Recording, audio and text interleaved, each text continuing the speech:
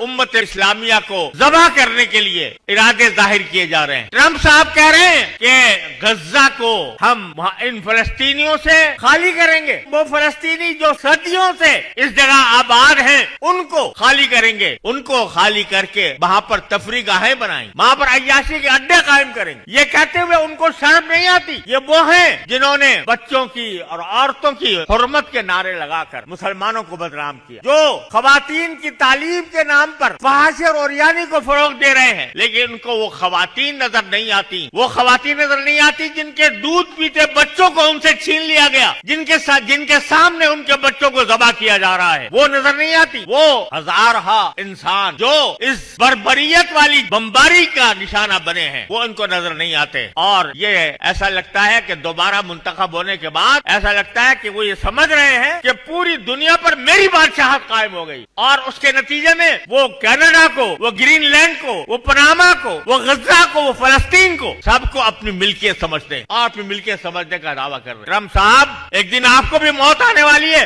एक दिन आपको भी मरना है, और खुदाई आपके हाथ में नहीं आ गई है। ये अल्लाह तबारक व तआला का मुल्क है, ये अल्लाह ताला की जमीन है। इन्नल अर्ज़ लिल्लाह युरिसुहा मिन इबादिही मन यशा। आपके इरादे, आपके अज़ाइम मुसलमानों के खिलाफ कोई ढके छुपे नहीं है। आपके दिल में मुसलमानों से बुग़्ज़ है, आपके दिल में मुसलमानों के साथ कीना है। आप किसी मुसलमान की जान को, उसके माल को, उसकी इज्जत को किसी कदर की निगाह से नहीं देखते। आप सिर्फ उस शख्स की जान को समझते हैं जिसकी चमड़ी गोरी हो, जो यूरोप का या अमेरिका का बाशिंदा हो, और जिनकी चमड़ी गोरी नहीं है वो आपके नजदीक गुलाम है, और उनके साथ आपका बर्ताव गुलामों जैसा बर्ताव है। लेकिन याद रखो कि गुलाम भी जब अल्लाह तबारक व तआला उनको ताकत देता है तो बड़े बड़े फिरौनों का तख्ता उलट देते हैं। सोशल मीडिया पर सबसे कदीम और सबसे रिलायबल ब्रांड darsequran.com